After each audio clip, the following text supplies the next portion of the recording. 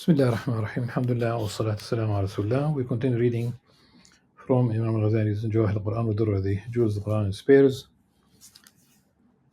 Still reading from Surah Al-Ankabut, Spider. And in fact, that's exactly what we have covered at the end of the last session. The parable of the spider web, which is really about people resorting to other than Allah subhanahu wa ta'ala.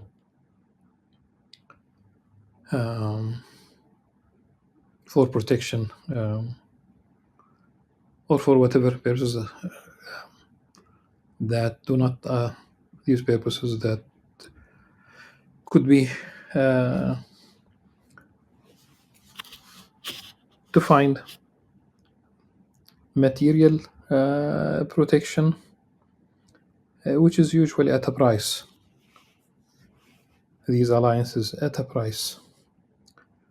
Maybe an example that I have mentioned in previous sessions, but not very recently.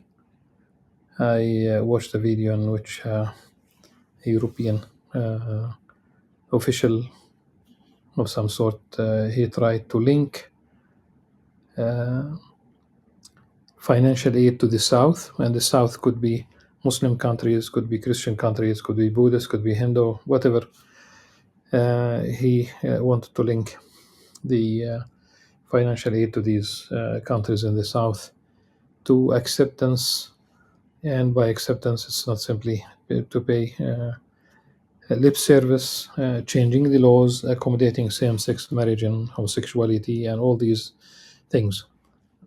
It comes with a price tag. At any rate, we continue reading after the parable of the spider web, and as I said at the end of the last session, we have verses about dialogue, the relationship with the people of the book. أعوذ بالله السميع من الشيطان الرجيم بسم الله الرحمن الرحيم إن الله يعلم ما يدعون من دونه من شيء وهو العزيز الحكيم. Allah surely knows that whatever gods they invoke, of course, talk about gods, the notion of shirk, association, they invoke besides him, whatever they invoke are simply nothing, for he is the Almighty, all-wise. وَتِلْكَ أَمْثَالُ نَضْرِبُهَا لِلنَّاسِ وَمَا يَعْقِلُهَا إِلَّا الْعَالِمُونَ. These are the parables you set forth for humanity, but none will understand them except the people of knowledge. خلق الله السماوات والأرض بالحق إن في ذلك لآية للمؤمنين. Allah created the heavens and the earth for a purpose. Surely in this is a sign for the people of faith. For a purpose. The universe has been created to serve us, humanity. We have been created from earth, but Allah subhanahu wa ta'ala availed all these resources so that we could fulfill. So there is a purpose for the universe, for creating the universe. There's a purpose for the food that we find in abundance. List politically people, we don't talk about drought, we talk about quote unquote man-made, by man, humanity, man-made negative impact on the environment, and definitely we don't talk about politically motivated starvation as we are witnessing right now in Gaza and of course elsewhere. Now, as for the human being, our purpose, our role, our purpose, we have not been created to entertain ourselves. People might entertain themselves all the way to the grave. We have not been created to become sports fans. A very expensive feat indeed. There's nothing wrong with sports in principle. Of course, some sports are definitely cross certain lines, Uh, and I don't understand until today why women dress less when they run the marathon or whatever, and they always come second compared to men who wear a little bit more than these women. Or beach ball, where men wear long shirts and uh, uh, long shorts, and the women wear practically nothing. Why? I don't understand. Of course, one knows that it's about sexuality. So our purpose is not entertainment. Our you know the purpose of our creation, and definitely it's not uh, to eat. Just simply keep eating, keep eating, keep eating until you die. And it's not about sexuality. Imam Al-Ghazali has a very nice comparison at the beginning of the Ihya, of the revival of Islamic sciences, Ihya Ulumuddin. He says, "You have not been created uh, to eat. The bull eats more than you. You are not a human being." That's exactly. He says, "You are not a human being. Like your role is not to eat because the bull eats more than you. You are not what you are because of your size. The elephant is larger than you. You are not a human being because of your courage. The lion is more courageous than you." And he mentions sexuality. The bears are capable of mating more than you. That's what he said. So, in all, you'll find the animal kingdom many animals that would beat you in terms of the biological, physiological uh, functions, if you will. He said, "You have been created solely to know Allah subhanahu wa ta'ala. You have been created for that." And as a result, of course, you talk about the notion of vicegerency, and we don't talk about the political office that emerged after the death of the Prophet sallallahu alaihi wasallam. In this story, the very first story in the Quran is the story of creation, creating Adam alayhi salam. Allah subhanahu wa ta'ala informs the angels that He was going to create a vicegerent on earth, Khalifa. This Khilafah entails all the positive things, all the good deeds in politics, in economics, in the social order. And you talk about sports, you talk about art, you can fulfill that notion of istiqlaf, and I think really deep in my heart it should be one of the aims of the Sharia, fulfilling the Khilafah. Again, I'm not talking about the political office that emerged uh, after the death of Prophet ﷺ. Ultimately, it is there's nothing wrong with it as an institution, but the notion of Khilafah in the Quran, in that story of Adam alayhi salam, is definitely because just understand it also in terms of the those who do not. When the angels exclaimed, "Why would Allah Subhanahu wa Taala create someone who would uh, cause corruption uh, and someone who would kill um, other human beings?" Of course, um, corruption.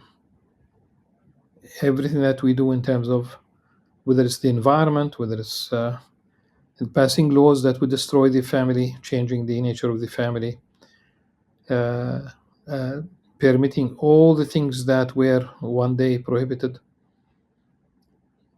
Some marijuana is legal in many countries. Gambling is legal. Of course, alcohol is legal. Uh, Same-sex marriages is legal. Homosexuality itself is not punished. It's legal. Uh, Prostitution is legal. Uh, Euthanasia is legal, so it's legal to kill someone who is fed up with his or her life, not only elderly. Uh, uh, All this is part of the corruption that we are causing on earth.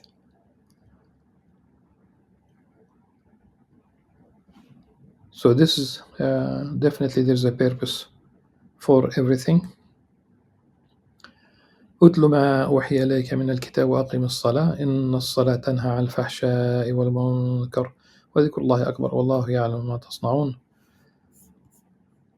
Recite what has been revealed to you of the book and establish prayer. Indeed, prayer should deter from indecency and wickedness, meaning authentic, genuine, real prayer uh, where the heart is present. One is not preoccupied with other things. The body is in prayer and the heart is in the market, in the mall, in whatever entertainment, whatever uh, distraction. So it would deter someone from indecency and wickedness, al-fahsha wal-munkar. And that's the whole thing. And in general, people stopped advocating the good and prohibiting evil.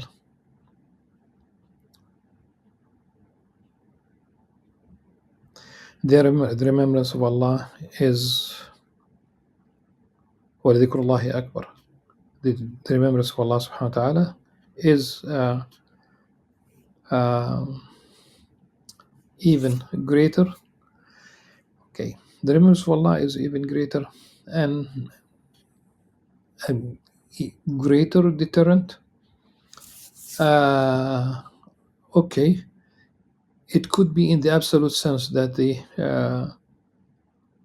remembrance of Allah subhanahu wa ta'ala is greater than anything that would distract you, that will keep you busy. That dhikr is very important.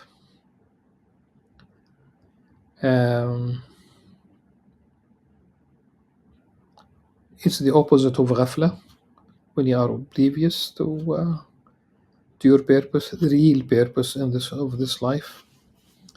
When one allows himself to be herself, to be distracted by, of course, you still need to buy things, but is it the case that what we buy is everything essential? We need to buy food, but does it have to be a feast every time one eats? So one might be distracted. This is why to make dhikr with a little bit of not shouting, but just simply one, if you are next to someone who's making dhikr in the marketplace, that's exactly what we mean. That to say La ilaha illallah wahdahu la sharika lah lahul mulku wa lahul hamdu yuhyi wa yumiitu wa huwa ala kulli shay'in qadir. This is extremely important and highly rewarded if you could remember Allah subhanahu wa ta'ala when everyone else is busy with the merchandise, selling, buying, etc. And I'm sure you must have seen in your life, could be the case at least, someone in his store reading, store owner reading the Qur'an, or simply I not long ago, within just like a few days ago, I went to a pharmacy in our neighborhood, and the pharmacist, not having many customers, if you will, he was praying. Obviously, it was al-duha, so it was like it's after sunshine and in the morning hours, if you will. So people could still remember Allah subhanahu wa ta'ala. وَلَذِكْرُ اللَّهِ أَكْبَرُ وَاللَّهُ يَعْلَمُ مَا تَصْنَعُونَ, and Allah fully knows what you all do. Now the people of the book, وَلَا تُجَادِلُوا أَهْلَ الْكِتَابِ إِلَّا بِالَّتِي هِيَ أَحْسَنُ وَلَا تُجَادِلُوا أَهْلَ الْكِتَابِ إِلَّا بِالَّتِي هِيَ أَحْسَنُ إِلَّا الَّذِينَ ظَلَمُوا مِنْهُمْ وقولوا آمنا بالذي أنزل إلينا وأنزل إليكم وإلهنا وإلهكم واحد ونحن له مسلمون. Do not argue with the people of the book unless gracefully, except the most beautiful fashion, most except with those of them who act wrongfully, and say we believe in what has been revealed to us and what was revealed to you. Our God and your God is only one, and to him we fully submit. Here,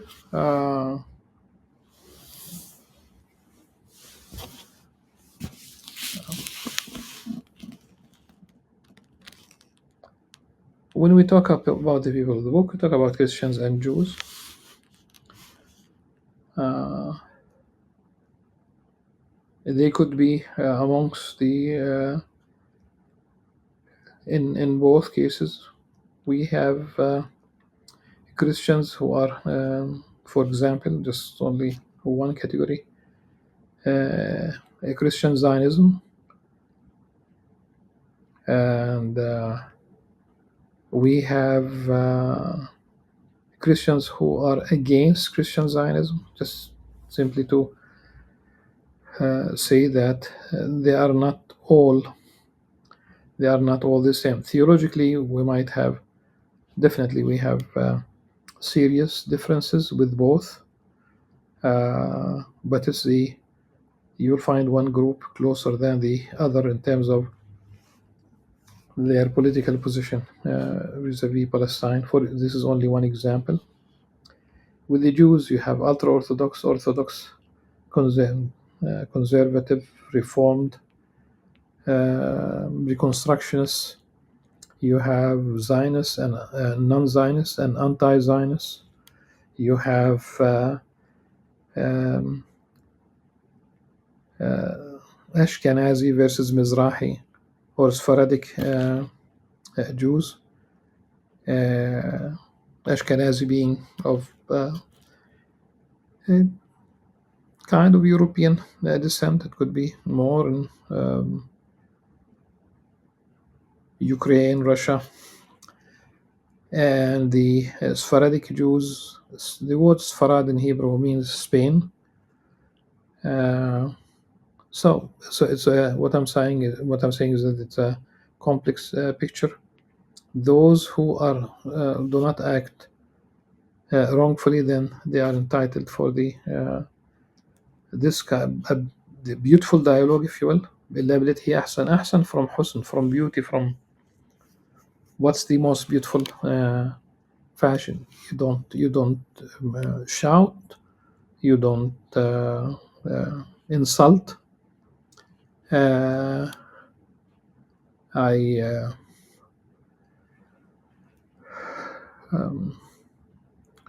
have witnessed basically a visitor, a Christian visitor, academic author, and I should give two stories that where I was present. I was present in John Esposito. John Esposito, an American academic, Catholic, who, for the most part, wrote many articles that are fair to Islam and Muslims, many books. If you find a mistake here or there, because sometimes Muslims themselves make a mistake. But in general, his writings, his political position was positive.